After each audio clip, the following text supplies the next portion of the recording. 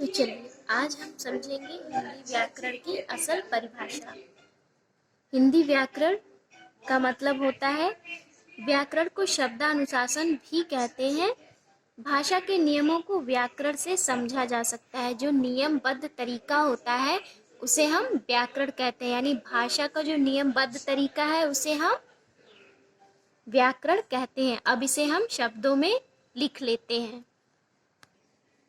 तो चलिए हम इसे शब्दों में ऐसे लिख लेंगे। व्याकरण को शब्दानुशासन भी कहते हैं। भाषा के नियमों को व्याकरण से समझा जा सकता है। व्याकरण का कार्य भाषा को नियमबद्ध करना है।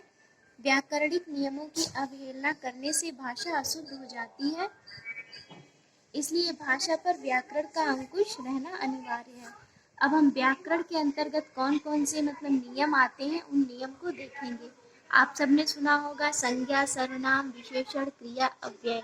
अब हम इसे विस्तृत रूप में जानेंगे। तो आप सब जानते हैं संज्ञा का मतलब क्या होता है। पहले हम इसको थोड़ा सा डिस्कस कर लेते हैं, उसके बाद हम इसे लिखेंगे।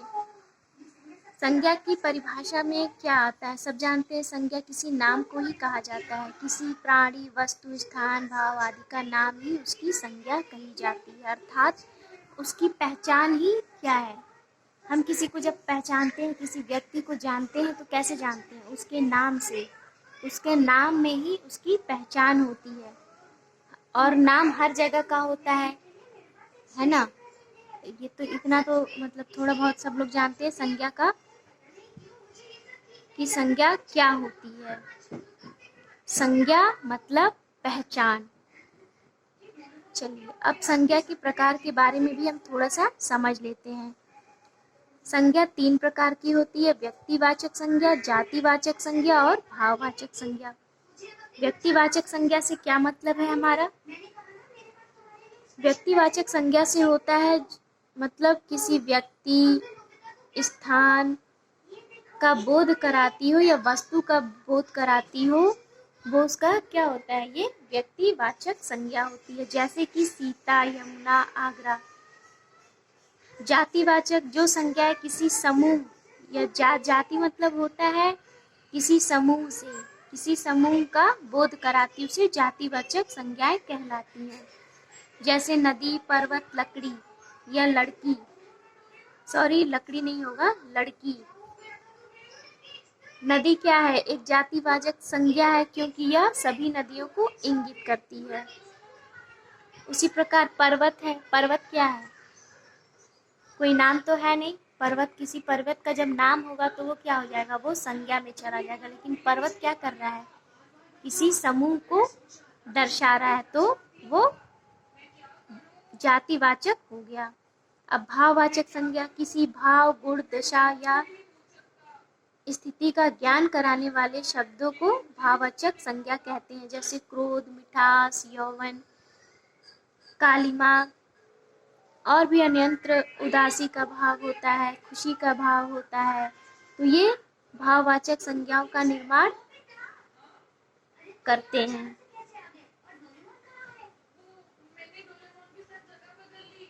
तो चलिए अब इसको हम शब्दों में लिख लेते हैं। तो चलिए अब हम शब्दों में इसे देख लेते हैं। संज्ञा को नाम भी कहा जाता है। किसी प्राणी, वस्तु, स्थान, भाव आदि का नाम ही उसकी संज्ञा कही जाती है। संज्ञा 3 प्रकार की होती है: व्यक्तिवाचक संज्ञा, जातिवाचक संज्ञा और भाववाचक संज्ञा। अब हम इनकी भी डेफिनेशन को देख लेते हैं। पहले मैंने बोल के समझाया था, मैंने इसे शब्दों में लिख लिया है। व्यक्तिवाचक संज्ञा जो किसी व्यक्ति, स्थान, वस्तु का बोध कराती है, जैसे सीता, यमुना, आगरा। जातिवाचक संज्ञा जो संज्ञाएं किसी जाति मतलब समूह का बोध कराती हूँ, वे जातिवाचक संज्ञाएं कहलाती हैं। जैसे नदी, पर्वत, लड़की इत्यादि।